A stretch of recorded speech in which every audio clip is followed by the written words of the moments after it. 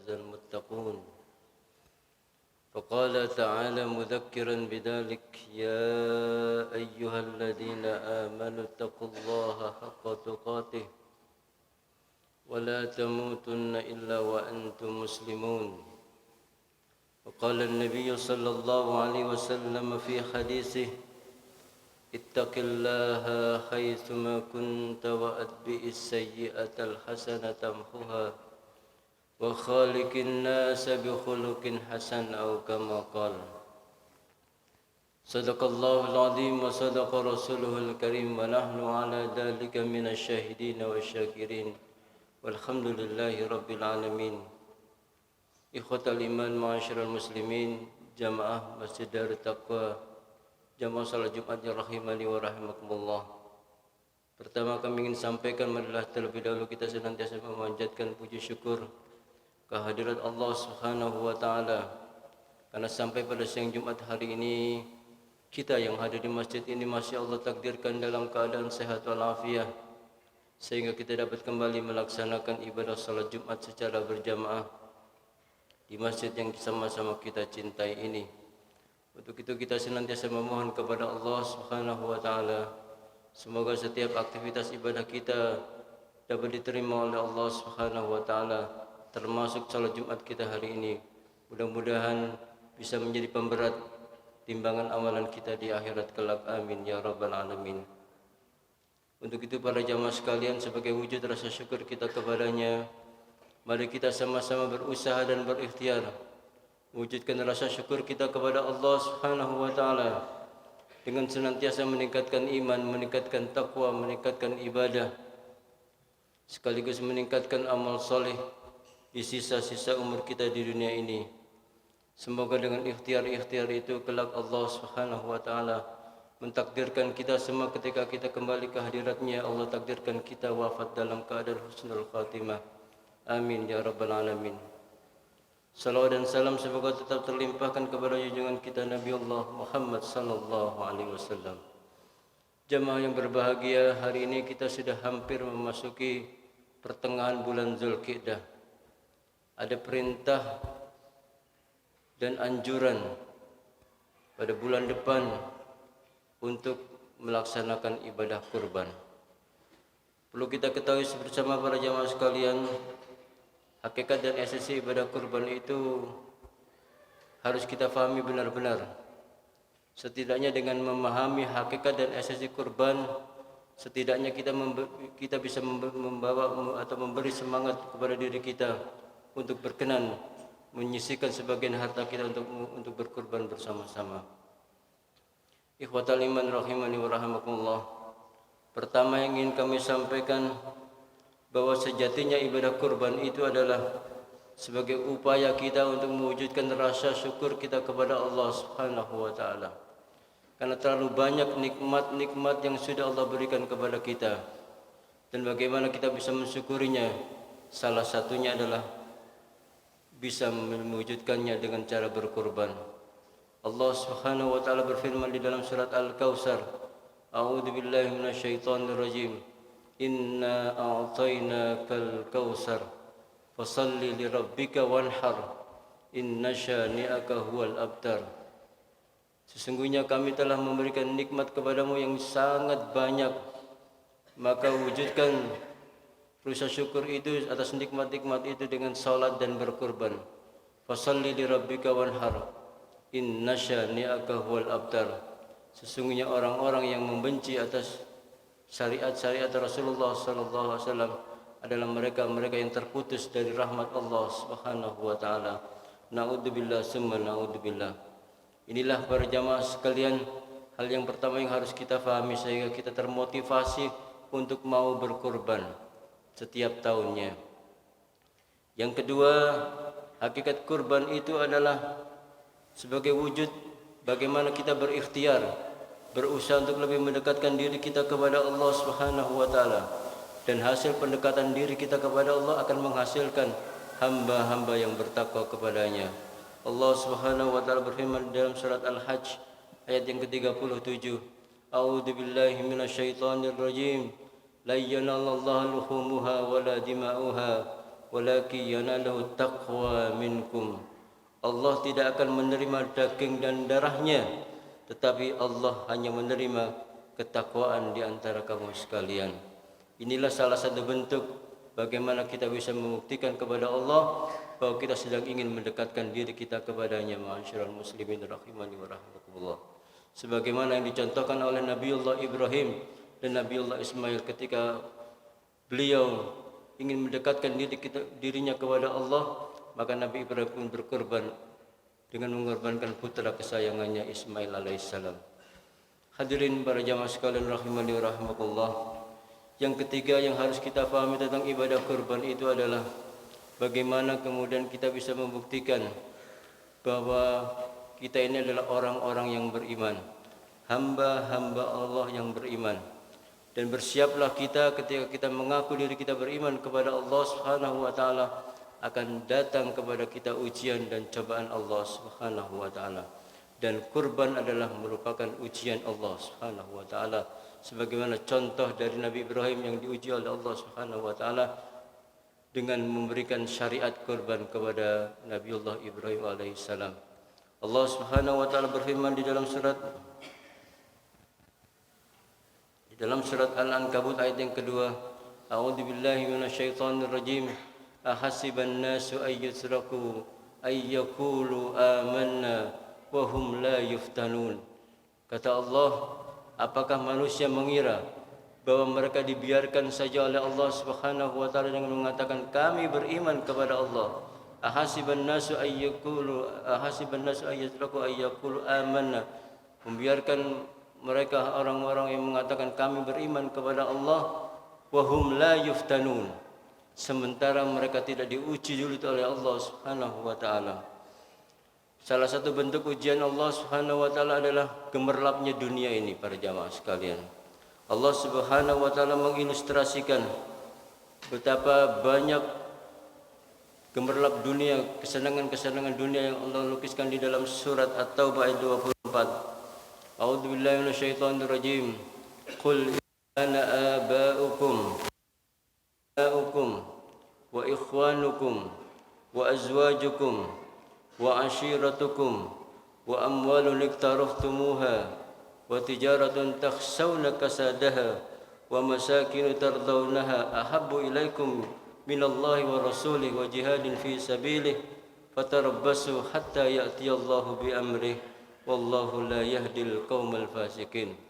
Allah menggambarkan ujian-ujian Allah di dunia ini adalah Kul, katakan wahai Nabi Muhammad kepada umatmu, sampaikan kepada umatmu, in kana aba'ukum, jika orang tuamu, wa abna'ukum dan anak-anakmu, keturunan-keturunanmu, wa ikhwanukum dan saudara-saudaramu, wa azwajukum dan pasangan-pasanganmu, wa ashiratukum dan keluarga-keluargamu, wa amwalun iktaraftumuha dan harta benda yang kamu usahakan sedemikian rupa, bekerja mencari harta, berangkat pagi pulang pagi lagi, wa tijaratun takhshawna kasadaha dan perdagangan yang kau takutkan akan kerugiannya, wa masakinu tardawna dan rumah tempat tinggalmu yang kau bangga-banggakan itu, kata Allah, ahabbu ilakum minallahi wa rasulihi wa jihadin fi sabilihi, jika itu semua lebih kamu cintai daripada Allah dan Rasulullah, jika itu semua lebih kamu cintai Allah dan Rasulullah dan termasuk jihad fi sabilillah,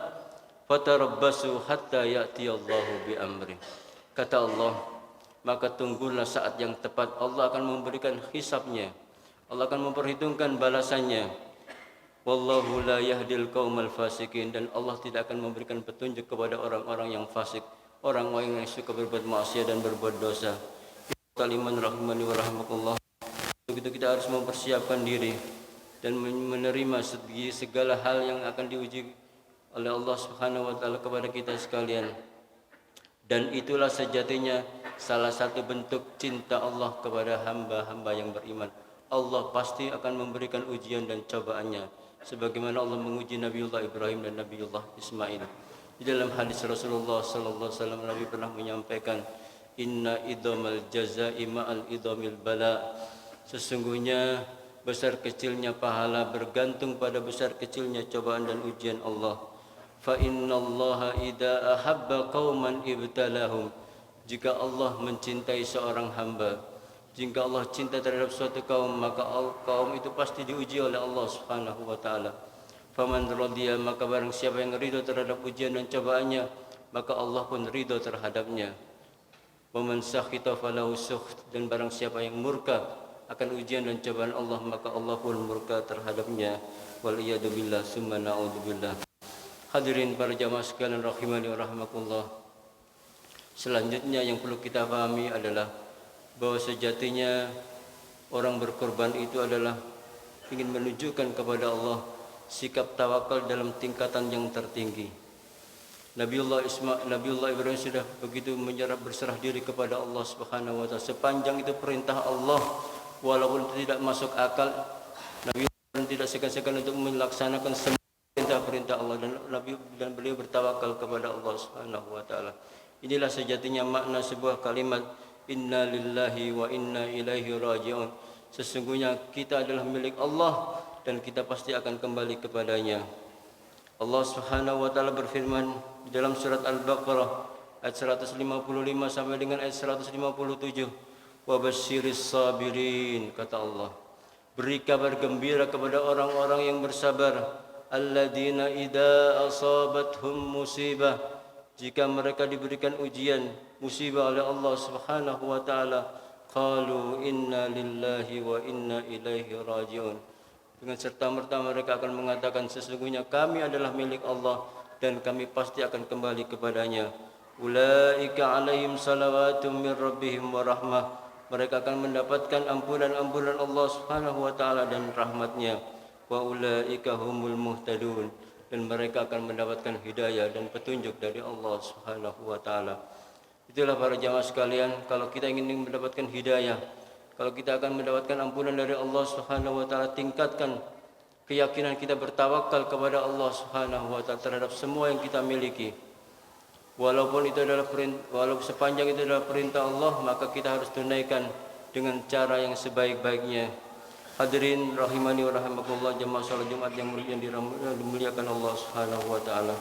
Selanjutnya, ketika kita berkorban, sejatinya adalah kita sedang tidak merasa memiliki apapun yang kita miliki di dunia ini. Nabiullah Ibrahim alaihissalam tidak merasa memiliki Nabi Ismail. Anak kita, rumah kita, istri kita, semua adalah milik Allah Subhanahu wa taala. Dan Allah akan mengambil kapanpun sesuai dengan kehendaknya. Dan kita tidak memiliki apapun selain daripada milik Allah Subhanahu wa taala. Allah berfirman di dalam surat At-Taghabun ayat yang ke-15, A'udzubillahi minasyaitonirrajim.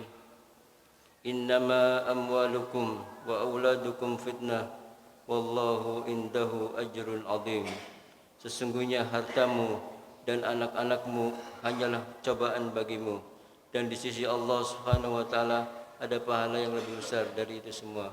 Untuk itulah para jamaah sekalian rahimani wa rahimakumullah, semoga dengan pemahaman-pemahaman ini semakin menambah semangat kita untuk mau berkorban. Sisihkan sebagian harta kita untuk Allah Subhanahu wa taala, untuk menjalankan syariat-syariat Nabi Allah Muhammad sallallahu alaihi wasallam. Mudah-mudahan dengan itu semua Allah akan mengganti semuanya dengan yang lebih baik, terutama mengganti apa yang akan kita dapatkan di akhirat kelak. Amin ya rabbal alamin. Barakallahu wa lakum fil Qur'anil azim wa nafa'ani wa iyyakum bima fihi minal ayati wa dzikril hakim wa taqabbal minni wa minkum tilawatahu innahu huwal ghafurur rahim.